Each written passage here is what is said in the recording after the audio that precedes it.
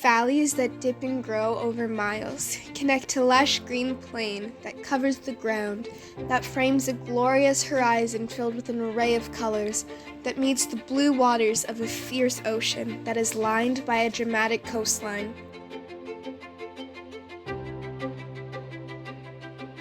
The never-ending beauty of this astonishing landscape spreads across 405,000 square kilometers. Occupied by vegetation, marine and land life, the culture and history is so rich and pure, it will only be found in this small gem that is unique to any other place in the continent.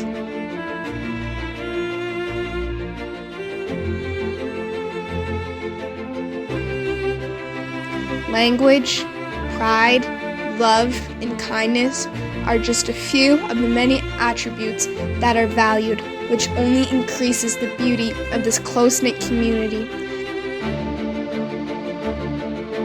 That all comes together to create a beautiful mosaic of an incredible masterpiece. Welcome to beautiful Newfoundland and Labrador.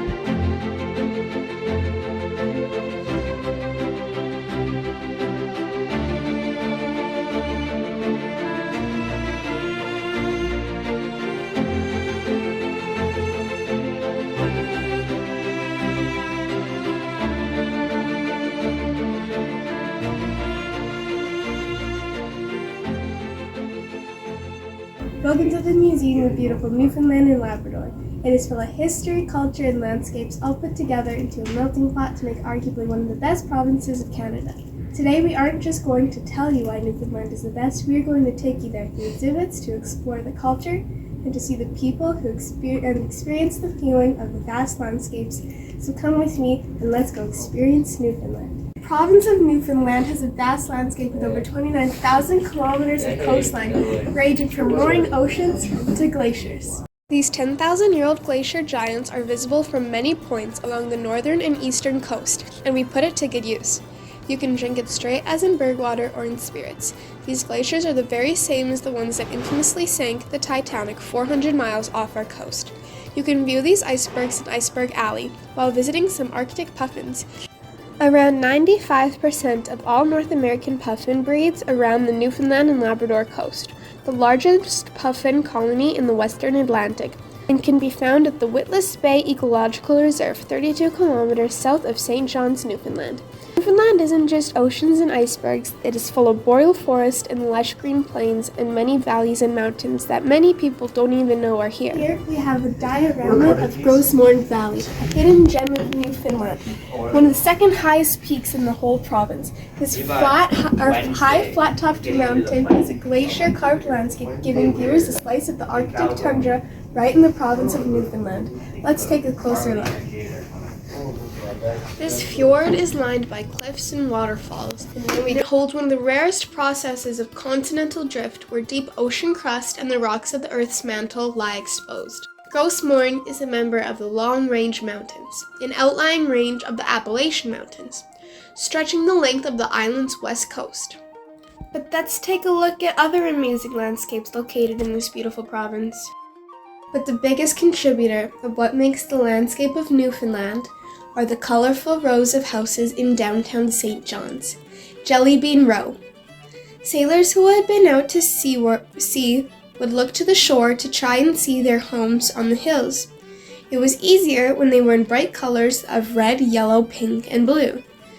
They could see their homes all the way out in the ocean, making it a statement piece of Newfoundland's recognizable anywhere. But we cannot forget about the lighthouses, some of the key markers around the province, like Fort Point Lighthouse. The history of Newfoundland and Labrador is strong, dating all the way back to the day of the Vikings. The history of Newfoundland is one of the pillars that is the reason Newfoundland's culture is so strong and vast. Red Bay in Labrador and Signal Hill in St. John's shows the previous settlement of inhabitants of the province. Lonsdale Meadows, where Leif Erikson and crews of Norse explorers settled Vinland over 1,000 years ago, is the only authenticated Norse outpost in North America. It was declared a UNESCO World Heritage Site in 1978. You can go and see it firsthand and understand what it was like. You can live the history right there. On the coast of Labrador, the maritime Arcadic Indians left behind the oldest known funeral mound in North America. Built on 400 years of history, Cupid's is the oldest English colony in Canada and the second oldest in North America. The colony was witness to fierce pirate attacks and the first record birth of an English child in Canada. You can relive the lives of the fishermen far from home, making a living with cod fished fresh out of the North Atlantic. In this small diorama of the ocean, you can get an understanding of what it would be like to be in the cold water with little icebergs and plenty of fish. The unique culture of Newfoundland and Labrador is a product of the English, Irish, French, and Indigenous heritage.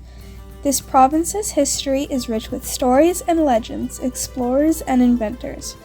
There's never a shortage of something to do. Newfoundlanders and Labradorians love to have a good time, even if it's just a crowd playing music in the kitchen. But that doesn't mean you can't join in. Live music of every kind is just around the corner. St. John's, one of the oldest cities in North America, its streets and architecture might be the best expression you'll see of the creative spirit that founded the province. Newfoundland and Labrador has a reputation for being friendly, warm and welcoming, fun-loving, and funny to the core. The people here are also known for their natural creativity, unique language, and knack for storytelling. Could be why they were voted kindest city in the world and have a famous play based about their selfless love during 9/11. There are more varieties of English spoken in Newfoundland and Labrador than anywhere in the world. Dating back 4 centuries, the accents are rooted in Western England and Southern Ireland. Never saw him. My father died, he was 72. He died in 1942. There's really an Irish part of Newfoundland, isn't Well, there was 4 of us. There was 2 brothers besides myself and my stepbrother. The Monday morning my father would give you the work to do for the day, right from Monday till Saturday. You mightn't like to do it, but you were going doing it. And if you hadn't have done when you were eating your supper, he'd want to find out the reason why you didn't do it. The Dictionary of Newfoundland English was first published in 1982 and contains hundreds of words and phrases you'll find nowhere else but here. Labrador is home to some of the country's finest artists and performers. In fact, St. John's has one of the highest concentrations of writers, musicians, and actors and comedians in the country, although we have been known to loan them out to the rest of Canada. Writers like Lisa Moore and Wayne Johnston continue the storytelling tradition as critically acclaimed authors. Mary and Christopher Pratt are 2 of the province's internationally recognized visual artists, and E.J. Pratt, one of the foremost Canadian poets of the early 20th century, also called this place home. However, one of the most famous groups from Newfoundland is none other than the Great Big Sea. Donkey riding way, hey and away we go, riding on a donkey. Was you ever in Quebec, launching timber on the deck, where you'll break your bleeding neck, riding on a donkey? They are a Canadian folk rock band best known for performing rock interpretations of traditional Newfoundland folk songs, including sea shanties from Irish, Scottish, and Cornish heritage. But the province of Newfoundland doesn't just have famous celebrities, but some of the best people you'll find in the world. These people continue to live in a rich history that forms who they are today. For thousands of years, Indigenous groups such as the maritime Archaic Indians and the Paleo-Eskimo hunted, fished, and settled in the province, mostly in the southern Labrador area until Irish, Scottish, and French families moved and settled. Truly, some of the world's finest people. Thank you for joining me as we went firsthand and visited the world's finest culture, richest history, kindest people, and most gorgeous landscapes. We hope you will come back and feel the wonders of beautiful Newfoundland and Labrador.